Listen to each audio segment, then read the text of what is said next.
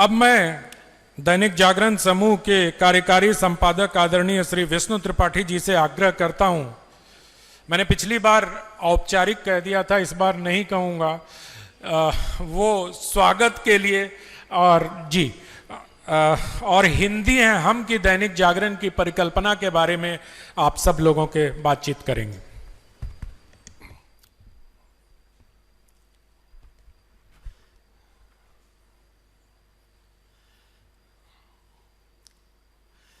युवावस्था से मन में जबरदस्त भूख थी कि कभी मिरांडा हाउस जाने का अवसर मिले।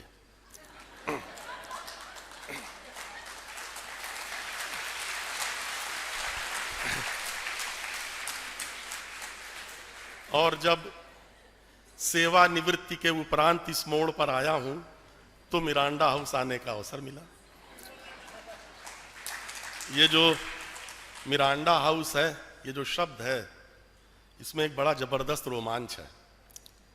और आप कल्पना कर सकते हैं कि आज जब गेट नंबर 3 से हमने प्रवेश किया तो अतीत की जो कल्पनाएं थीं, जो सपने बुने थे, न सही युवावस्था में, इसी उम्र में सही। शीला दीक्षित जी जब दिल्ली की राजनीति में प्रवेश करने से पहले उत्तर प्रदेश की राजनीति में सक्रिय थीं, तो लखनऊ में हमारा उनसे, चूंकि एक पत्रकार होने के नाते और एक रिश्ता भी था, एक पारिवारिक रिश्ता है उनसे, उनकी ससुराल पक्ष से, तो हम उनके साथ अक्सर बैठते थे। और मैं उनको थोड़ा सा खोदता था जानबूझ करके कि जो कल्पना में हो वो साकार भी हो, तो मैं उनको थोड़ा सा हल्का सा करता था। तो मिरांडा हाउस के बारे में उनसे मैंने मिरांडा हाउस के बहुत किस्से सुने, बहुत चर्चे सुने, उनके अपने समय के, जब वो शायद यहाँ पर पढ़ती थी। चूंकि हिंदी की बात है और हिंदी हमारी मातृभाषा है, राष्ट्रभाषा है और हमारे सम्मान और आत्मसम्मान का प्रतीक है, हमारी भावनाओं का प्रतीक है। दैनिक जागरण समूह की जो आंतरिक व्यवस्था थी उसमें एक सेंट्रल डेस्क करके होती है और मैं उसके प्रभारी के तौर पर था।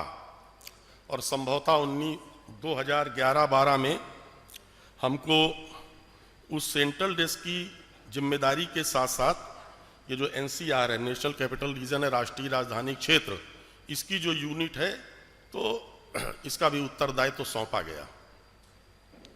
तो मैंने यहाँ का जो संस्करण है उनको प्रत्यक्ष रूप से देखना प्रारंभ किया। तो मैं केवल एक जो छोटा सा संस्मरण है उसके सौजन्य से, जो हिंदी के प्रति, जो हम भारतीय और जिनकी मातृभाषा है, उनकी अपनी मातृभाषा और हिंदी के प्रति जो एक आत्महीनता और जो एक थोड़ा सा निचले क्रम का भावना बोध होता है, तो उसको थोड़ा सा मैं आपके समक्ष परिलक्षित कराना चाहता हूँ। तो मैंने संस्करण को, दिल्ली के संस्करण को बहुत गौर से और थोड़ा सा डीप देखना शुरू किया। तो मैंने ये फील किया, अनुभव किया कि कुछ ऐसे शैक्षिक संस्थान हैं जो हमारे समाचार पत्र में कवर नहीं होते हैं, दिखते ही नहीं हैं। उसमें मिरांडा हाउस भी था, लेडी श्री राम कॉलेज था, सेंट स्टीफेंस था, वगैरह वगैरह। तो यहाँ पर उस समय जो तत्कालीन चीफ रिपोर्टर थे, तो मैंने एक दिन उनको इसी उद्देश्य से बुलाया नोएडा ऑफिस, और मैंने उनसे कहा कि ये जो मैंने अभी कुछ 3-4-5 शैक्षिक संस्थानों के नाम गिनाए, ये अपने समाचार पत्र में क्यों नहीं दिखते हैं, इनका कवरेज क्यों नहीं होता है। तो वो महाशय बड़े विद्वान थे, उन्होंने कहा कि इन शैक्षिक संस्थानों में हिंदी का कोई स्थान नहीं है, यहाँ पर ना हिंदी का संस्थान है और ना ही हिंदी समाचार पत्रों का स्थान है। मैंने उनसे कहा कि मैंने मिरांडा हाउस का ही नाम लिया क्योंकि वो मेरे दिल में बसा हुआ था। तो मैंने कहा मिरांडा हाउस में हिंदी विभाग तो होगा, हिंदी विभाग होगा ना। उनको मालूम ही नहीं था।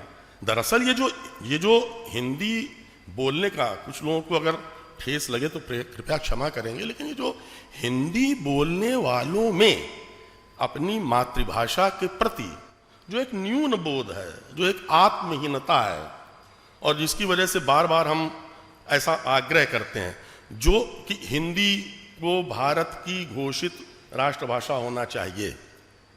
वस्तुतः कोई भाषा किसी घोषणा की आकांक्षी नहीं होती है, उसकी किसी घोषणा की अपेक्षा नहीं होती है। हिंदी भारत की राष्ट्रभाषा है, लेकिन हमेशा जो लोग हिंदी को लेकर के और हिंदी भाषी होते हुए जो आत्महीनता से ग्रस्त होते हैं, वो इस तरह की मांग करते हैं कि हिंदी को राष्ट्रभाषा होना चाहिए। हिंदी तो राष्ट्रभाषा है ही, और वो किसी शासनादेश और किसी कैबिनेट के डिसीजन की मोहताज या आकांक्षी नहीं है, तो राष्ट्रभाषा है ही राष्ट्रभाषा। तो उन सज्जन ने कहा, तो मैंने कहा कि भाई मैं थोड़ा सा चर्चा करता हूं। तो मुझे बहुत आश्चर्य हुआ कि मिरांडा हाउस 1948 में स्थापित हुआ और उसके स्थापना काल के पहले वर्ष से ही यहां पर हिंदी विभाग था। आप देखिए, और मिरांडा हाउस की जो स्थापना करने वाले उस समय के जो दिल्ली विश्वविद्यालय के तत्कालीन चांसलर थे, अंग्रेज थे, तो उन्होंने उस अंग्रेज ने भारत को अच्छे से समझा था, ठीक से समझा था।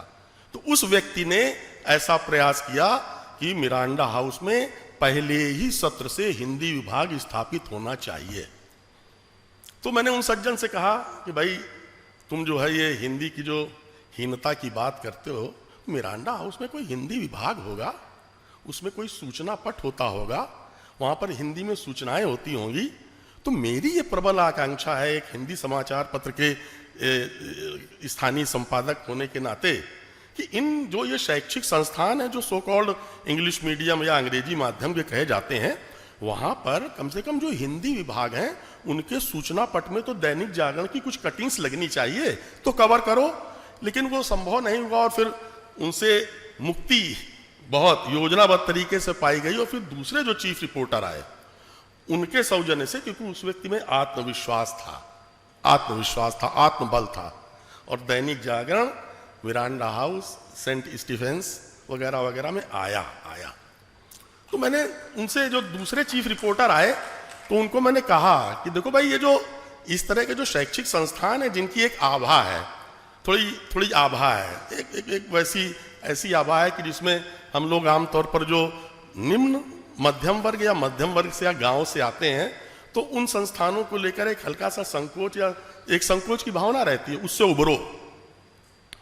मैंने कहा कि मन्नू भंडारी जी जिस शैक्षिक संस्थान में इतने लंबे कालखंड तक रहीं और हिंदी की आभा रहीं, हिंदी की ज्योति रहीं, और मैंने मन में ये भी कल्पना की हो सकता है अनंत जी इसके बारे में थोड़ा बताएं कि मैं तो मिरांडा हाउस में प्रवेश की कल्पना ही करता रह गया, लेकिन राजेंद्र यादव जी के मन में जब मन्नू भंडारी जी आई होंगी तो मिरांडा हाउस कैसा रहा होगा। तो ये मैं बता दूं कि राजेंद्र यादव जी और मन्नू भंडारी जी कुछ समय के लिए जीवन साथी रहे। हिंदी की जो ताकत है और शक्ति है, तो समय कम है, तो लेकिन फिर भी जब गांधी जी, जो लोग कहते हैं कि वो हिंदी भारत को एक सूत्र में नहीं जोड़ सकती है, साउथ के जो राजनीतिज्ञ हैं वो उस प्रकार की आवाज उठाते हैं, कुछ और लोग हैं, वो लोग भी हैं जो अंग्रेजों के जाने के बाद काले अंग्रेजों के तौर पर हमारे ऊपर शासन करते रहे, और वो भी इस धारणा को विकसित करते रहे कि हिंदी पूरे भारत को एक सूत्र में पिरो नहीं सकती है। लेकिन उसी कांग्रेस को, उन्हीं काले अंग्रेजों को जिन्होंने स्थापित किया, महात्मा गांधी, जब वो साउथ अफ्रीका से आए, तो उन्होंने जब सार्वजनिक जीवन में और भारत के स्वातंत्र्य के लिए संकल्प लेने के बारे में विचार किया, तो पुणे गए, बॉम्बे से पुणे गए और गोपाल कृष्ण गोखले से मिले, और उन्होंने गोखले जी से कहा कि मैं अफ्रीका में रहकर भारत के लिए कुछ कर रहा था, लेकिन मेरे मन में आया कि भारत के लिए भारत में ही रहकर कुछ किया जा सकता है।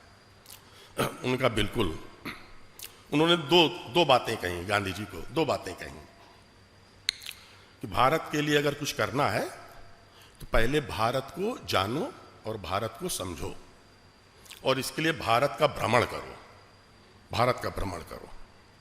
एक ये सूत्र था। और दूसरा, जो विशुद्ध मराठी भाषी था गोपाल कृष्ण गोखले, जो विशुद्ध मराठी भाषी थे, उन्होंने कहा कि भारत से भारत की भाषा में बात करो। और वो कौन सी भाषा है? हिंदी। ये गोपाल कृष्ण गोखले मराठी भाषी होते हुए वो हिंदी की उस समय शक्ति को पहचानते थे, जानते थे। और गांधी जी ने उनके इन दोनों सूत्रों पर अमल किया और इसीलिए गांधी जी ने गोपाल कृष्ण गोखले को आधिकारिक रूप से अपना राजनीतिक गुरु कहा और लिखा है। और फिर गांधी जी ने हिंदी में ही संवाद किया। और फिर उन्होंने दो सूत्र लिए। किसी ने वो जब उन्होंने कई बार वो कहते थे, उनके शब्द कुछ दूसरे थे, लेकिन मैं उन शब्दों को दूसरे शब्दों में कहता हूं कि जब प्रतिष्ठान से बात करो, तो उस समय का जो प्रतिष्ठान था, ब्रिटिशर्स थे, विक्टोरियंस जो सरकार थी वो प्रतिष्ठान था। तो जब प्रतिष्ठान से संवाद करो तो प्रतिष्ठान की भाषा में करो, और जब अपना अनुष्ठान करो तो अपनी भाषा में करो। अपना जो अनुष्ठान होता है वो अपनी ही भाषा में समर्थ होता है और सक्षम होता है और सफल होता है। अपना अनुष्ठान दूसरी भाषा में, पराई भाषा में सफल नहीं हो सकता है। तो उनका अंग्रेजों से जितना संवाद था वो सब अंग्रेजी में था,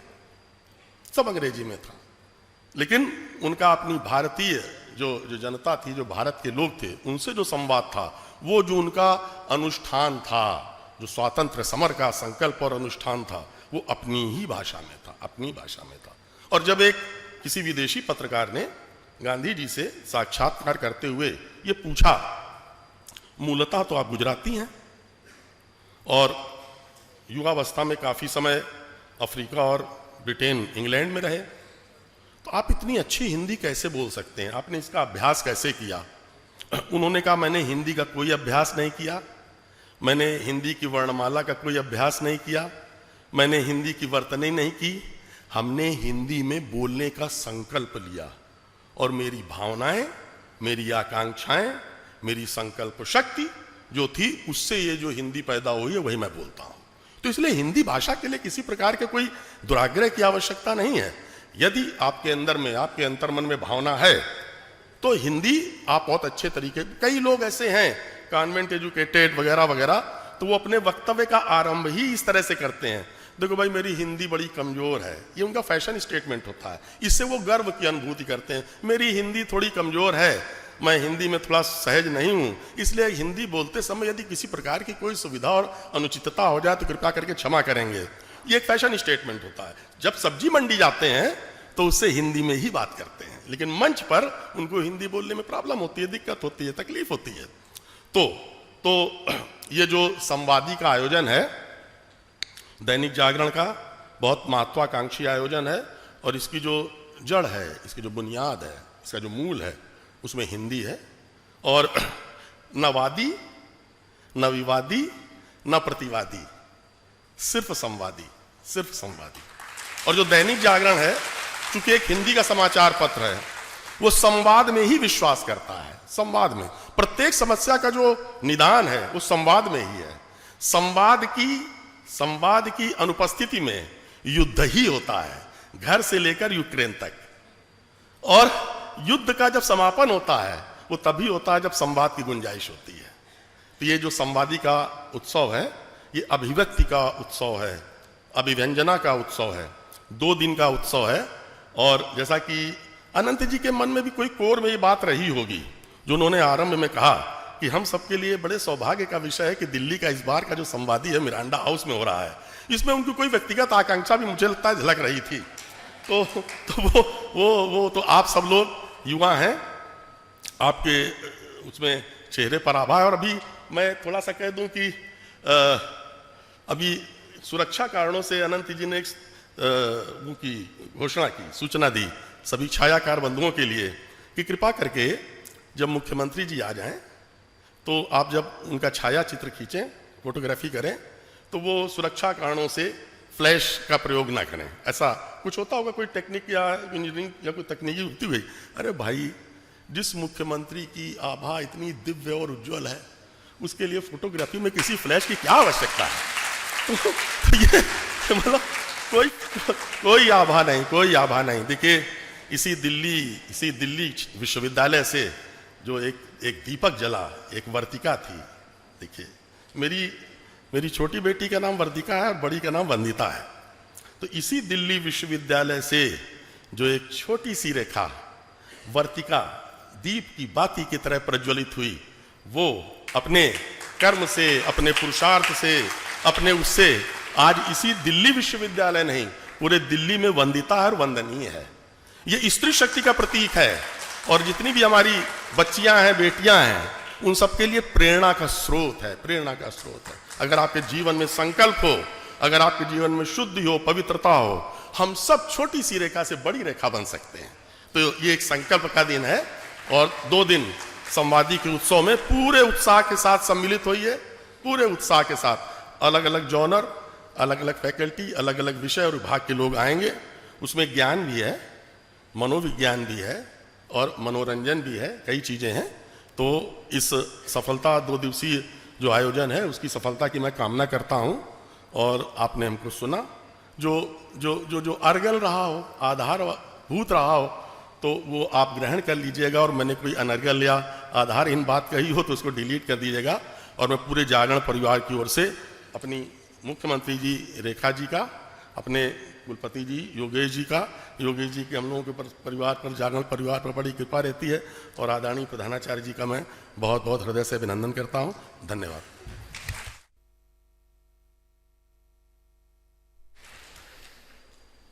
धन्यवाद सर।